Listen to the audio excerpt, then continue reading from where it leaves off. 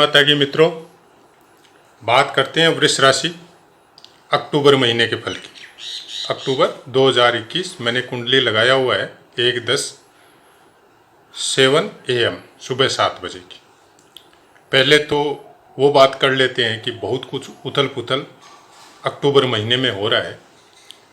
2 तारीख को बुध वक्री कन्या राशि में प्रवेश हो जाएंगे वापस घूम के। हालांकि बुध वक्री है लेकिन यहाँ आ जाएंगे। और 20-10 को मार्गी भी होंगे और अस्त भी हो जाएंगे। 3 तारीख को शुक्र वृश्चिक राशि में आ जाएगा, यहाँ पे चला जाएगा। 11 तारीख को गुरु और शनि वक्री चल रहे हैं, मार्गी हो जाएंगे शनिदेव। और 18 तारीख को सूर्य तुला राशि में आ जाएंगे। 19 तारीख को गुरु मार्गी हो जाएंगे और 22 तारीख को मंगल अस्त हो जाएंगे। तो क्या होता है, जैसे मैं हर पाठों में बोलता ही हूँ कि आप अपना नक्षत्र देखिए और नक्षत्र के हिसाब से कैसा फल हो सकता है ओवरऑल महीने का, साल का, उसके हिसाब से आप अपना प्रिडिक्शन एक नोट करके अपनी जेब में रखिए। और उस समय में जो कुछ भी मेरा बताया गया है उसके हिसाब से अगर दिनचर्या में परिवर्तन करें तो बहुत कुछ अच्छा होता है। और उसके विषय में मैं लगातार पाठ दे भी रहा हूँ और अभी भी 150 के आसपास पाठ मैं दे चुका हूँ। तो उनको बेसिक अध्ययन कीजिए, आपके लिए बहुत काम आएंगे। राशियों का फल एक थोड़ा सा इंडिकेशन होता है, उसमें न तो आपको कोई संपूर्ण फल मिलता है, उसका एक इंडिकेशन होता है इस समय में आपका कुछ अच्छा या कुछ बुरा अगर थोड़ा बहुत है तो या तो वो गोचर की वजह से ठीक हो जाता है, क्योंकि चंद्रमा का गोचर 2.25-2.5 दिन में चेंज हो जाता है और नक्षत्र डेली चेंज होते रहते हैं, तो उनका इफेक्ट मिलता ही नहीं है। राशियों को अगर अच्छी तरह से अध्ययन करना हो तो आपको फिर बेसिक अध्ययन ज्योतिष का करना पड़ेगा, जो कि बहुत अच्छे से मेरा चैनल में बताया हुआ है। उसके हिसाब से अगर आधा घंटे का टाइम है, आधे घंटे में सब कुछ नोटिंग करके अगर जेब में रखते हैं तो फिर बहुत कुछ हम लोग अपने दिनचर्या में परिवर्तन करके खराब फलों से मुक्ति पा सकते हैं। मैं ये नहीं बोलता कि कोई भी आदमी ज्योतिष में, या मैं मेरी बात बोल दूं कि ज्योतिष में मैं कोई लास्ट पायदान पे खड़ा हूं, मेरे से आगे कोई विद्वान नहीं है, मैं ऐसा नहीं बोलता। क्योंकि मैं ज्योतिष में अभी शुरुआती जो ज्ञान दिया जाता है उसी को समझ सकते हैं, उसी पायदान पे, पहले पायदान पे ही हूँ, लास्ट पे नहीं हूँ। और जहाँ तक बात हो वक्त की, तो नॉर्मली मैं सर्विस करता हूँ 35 सालों से। और जब भी खाली समय मिलता है, जो भी मेरा सर्विस के बाद में जो खाली समय मिलता है, मैं इसी का अध्ययन करता हूँ, क्योंकि ये मेरी पसंद है और सर्विस मेरी मजबूरी है। मेरा सबसे प्रिय सब्जेक्ट ज्योतिष है और मैं उसी के ऊपर रिसर्च, अभ्यास सब करते रहता हूँ। कुंडली का प्रिडिक्शन मैं करता नहीं हूँ, क्योंकि मेरा ये कोई बिजनेस या पैसा नहीं है। तो कुंडली अध्ययन के लिए आप मेरे को चैनल में कोई भी पोस्ट नहीं करें, क्योंकि मैं नहीं करता। उसके लिए आप मेरे को माफ़ करें। हाँ, मैं कोशिश करता हूँ जो मेरे को मिला है, जो माता रानी ने दिया है, मैं वो आप तक पहुँचा सकूँ। आप सीखें ज्योतिष क्या है, कैसे पॉसिबल है आपको आधा घंटा में या 10 मिनट में या 15 मिनट में आपको आपका फ्यूचर का प्रिडिक्शन देना। किस तरह से दे सकता है कोई, कौन कैसे देता है, मैं उस विषय में जानना भी नहीं चाहता। मैं इस विषय में ही जाना चाहता हूँ कि एक नॉर्मल बेसिक नॉलेज हम सबको घरों में कम से कम एक मेंबर को होना बहुत ज़रूरी है। तब ज्योतिष के द्वारा हम लोग इतना पता कर सकते हैं कि ये समय गोचर की वजह से हम लोगों का थोड़ा गड़बड़ है, तो उससे कैसे बचाव है। कोई उपाय, कोई जाप या कोई दान या बिहेव या संस्कारों में परिवर्तन, कामों में परिवर्तन, किस तरह से हम लोग इसका बचाव करके उस फल को भी भोग ले और हम लोगों का भी कोई अहित न हो। मेरा चैनल चलाने का मकसद यही है। चलिए आगे बढ़ते हैं। वृष राशि वाले, जहाँ तक मैं जानता हूँ, पिछले 1 साल से तकलीफ में चल रहे हैं। मेरे परिवार में भी है, सब चल रहे हैं। और सबके साथ विशेष पीड़ा का कारण हो गया केवल राहु देव, और उसको बहुत कुछ सपोर्ट शनि देव कर रहे हैं। क्यों कर रहे हैं? आप देखिए, जिनका भी वृष राशि है, वृष राशि में कृतिका नक्षत्र के 3 चरण आते हैं, रोहिणी नक्षत्र के 4 चरण आते हैं और मृगशिरा नक्षत्र के 2 चरण आते हैं। इन तीनों नक्षत्रों को लेके वृष राशि को बोला जाता है कि इन तीनों में से कोई भी नक्षत्र आपका हो सकता है। जिन जिन का कृतिका नक्षत्र है उनके लिए थोड़ा आराम है, इतना खराब नहीं है, थोड़ा ठीक है। लेकिन जिनका भी रोहिणी नक्षत्र है उनके लिए ये समय विशेष थोड़ा सावधानी वाला, थोड़ा बुरे कर्मों से थोड़ा दूर रहने वाला, अपने स्वास्थ्य के प्रति कुछ विशेष सजग रहने वाला, और जहाँ तक हो सके कोई भी नए काम से, कोई नए बिजनेस से, जो आपकी लाइन चल रही है उससे हट के कुछ नया करने की सोचने के लिए आपको मजबूर करेगा, लेकिन आपको वो करना नहीं है। ये मैं पहले भी कई बार राहु केतु या शनि का फल जब मैंने बताया था साल भर पहले, तब भी मैंने ये बात बोली थी। आप मेरे चैनल में जाके देख सकते हैं। अब समय आ गया है कि उसका परिवर्तन होगा। कब होगा? जहां तक मैं बोलता हूं कि शनि 11 तारीख को मार्गी हो जाएंगे, गुरु वक्री रहेंगे 19 तारीख तक। 19 तारीख को गुरु मार्गी होंगे। ये जो 6 या 7 दिन का जो पीरियड है, ये वृष राशि वालों के लिए गोल्डन पीरियड आएगा। पहला बात तो इसमें कोई भी किया हुआ काम भी सफल होगा, या पहले से कोई रुके हुए काम है तो उनका भी अच्छा इफेक्ट इस समय में आपको देखने को मिलेगा। और कोई नया काम कर रहे हैं तो वो भी आपको सपोर्ट मिलेगा, चाहे कहीं से भी आके मिलो, कुछ न कुछ सपोर्ट आपको मिलेगा। ओवरऑल पूरी तरह अगर अच्छा होना चाहिए वो जाके होगा अप्रैल में, उसके पहले थोड़ा पॉसिबल नहीं है। लेकिन यहाँ पे अक्टूबर में आपको उसका इंडिकेशन मिलना चालू हो जाएगा। मतलब जो तकलीफें चल रही है साल भर से, उसका अब सुधार का समय आ चुका है, बहुत अच्छे से आ चुका है। और जितना खोया है आपने, आप कल्पना नहीं कर सकते, उससे बहुत ज़्यादा मिलने का समय भी आ चुका है। बहुत जल्दी आपको इसका रिजल्ट मिलने वाला है।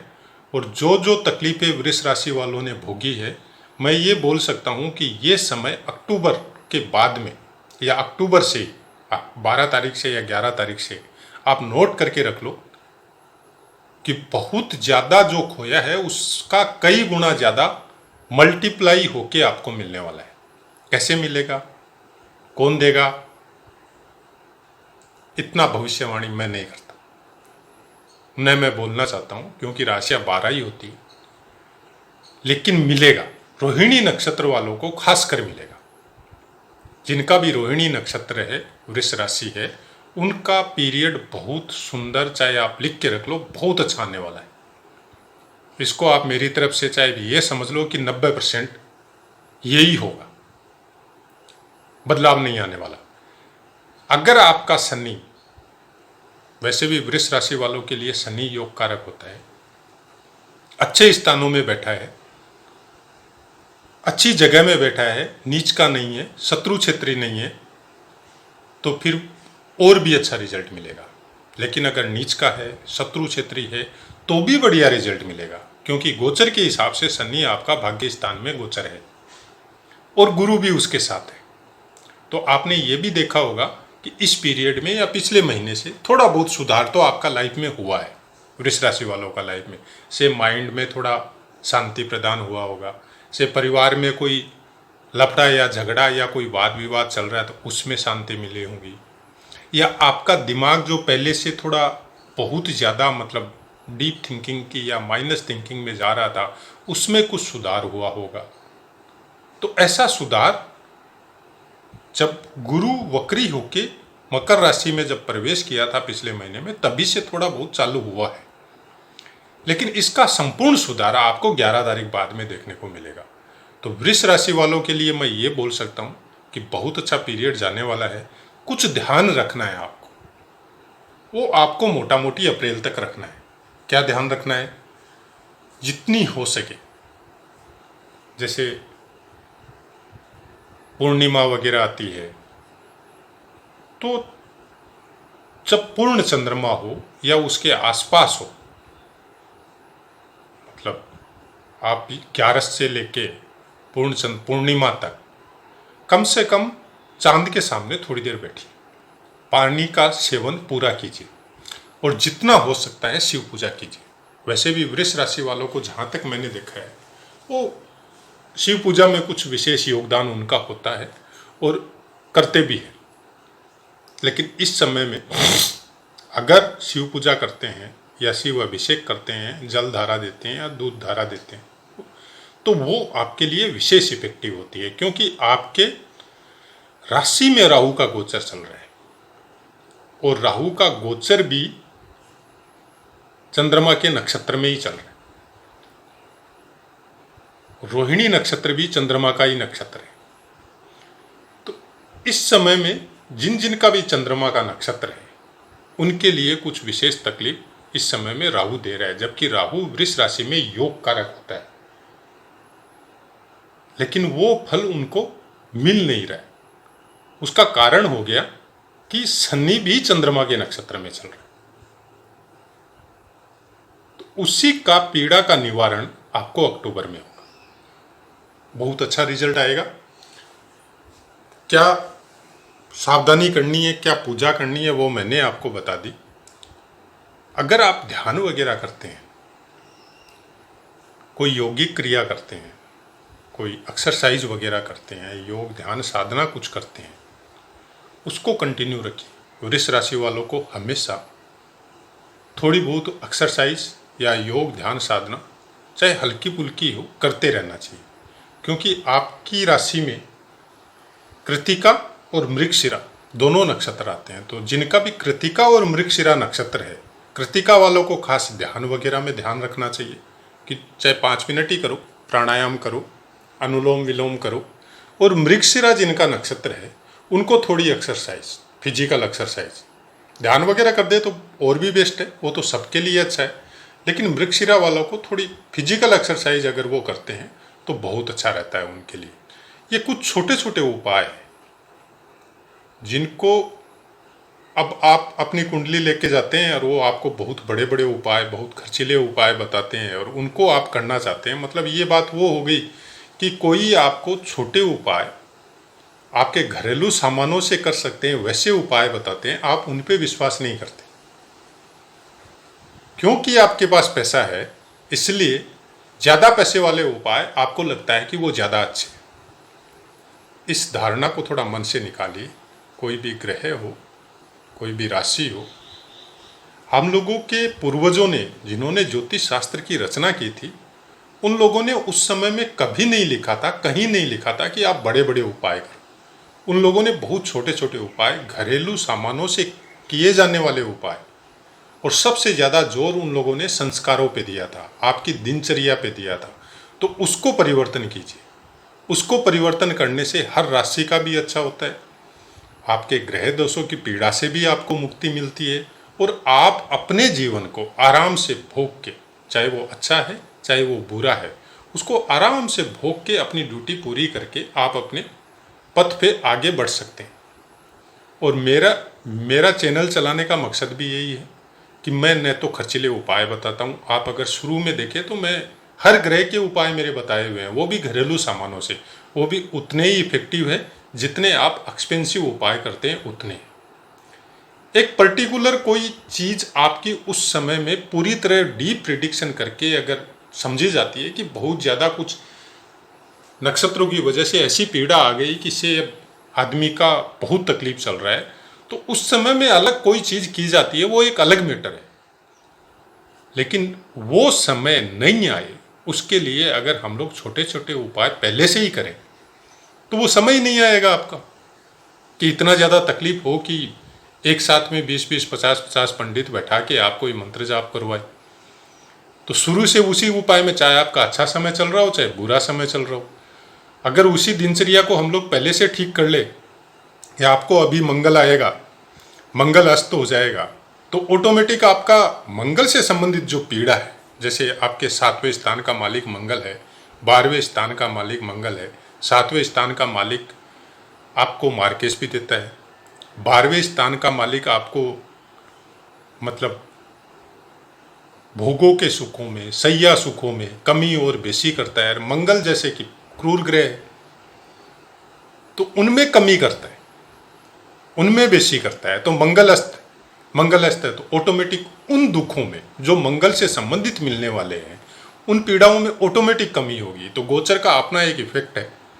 उसके हिसाब से आपको अगर मंगल को ठीक रखना है तो आप फिजिकल एक्सरसाइज कीजिए, सूर्य को ठीक रखना है तो आप सूर्य क्रिया कीजिए, ध्यान कीजिए, प्राणायाम कीजिए, सबसे अच्छा रिजल्ट मिलता है। और उसके साथ राहु ऑटोमेटिक ठीक हो जाता है।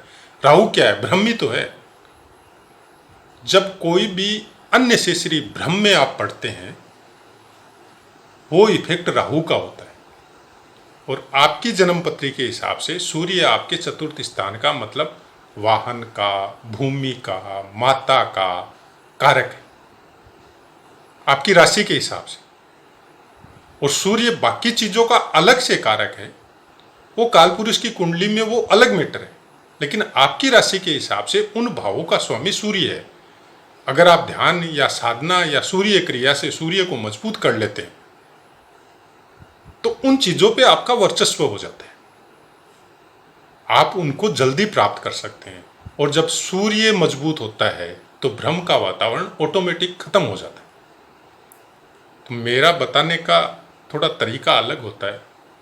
आप उसको मानो या नहीं मानो, या आपके ऊपर है, आपको कैसा लगता है और आप उस क्रिया को या उन उपायों को करते या नहीं करते हैं, कैसा फल मिल रहा है, आप कमेंट कीजिए। इस चैनल में जितने भी कमेंट आते हैं उनका 100% मैं आंसर देता हूँ। मेरी खाली मनाही एक ही चीज़ की है कि मैं कुंडली का प्रिडिक्शन नहीं करता, क्योंकि इतना समय मेरे पास नहीं होता। मेरी अपनी सर्विस है, ज्योतिष मेरा कोई पैसा तो है नहीं कि मैं कुंडली का प्रिडिक्शन करके आपसे फीस या आपसे दक्षिणा प्राप्त करूं। मेरा ये शौक है जो आज से नहीं है, जब मैं छोटा था 17-18 साल का था तब से है। और मेरा सबसे प्रिय सब्जेक्ट है ये। सर्विस करता हूँ अपने परिवार को पेट पालने के लिए, कि मेरा परिवार और मैं आराम से चल सकूँ। और एक जन्म कुंडली का प्रिडिक्शन करने के लिए बहुत कुछ देखना पड़ता है, दिमाग शांत होना पड़ता है, समय होना पड़ता है। तो उतना समय प्राप्त नहीं होता। जो मेरे पास है वो मैं चैनल में दे रहा हूँ, आप उसको प्राप्त कीजिए और उसके हिसाब से अपनी जन्म कुंडली का प्रिडिक्शन खुद कीजिए। मैं कोशिश करता हूँ कि आप उस लायक बने कि अपनी और अपने परिवार की कुंडली का प्रिडिक्शन कर सकें। तो आशा है मित्रों मेरी बात आपको समझ में आई होगी। और वृष राशि के विषय में जहाँ तक मैं बोलता हूँ कि बहुत अच्छा समय आ गया है, पुरानी पीड़ाओं से मुक्ति मिलेगी। आने वाले समय का स्वागत कीजिए और माता रानी का नाम लीजिए। आप सबका कल्याण हो। अपनी वाणी को विराम देते हुए आपसे आज्ञा लेता हूँ। जय माता।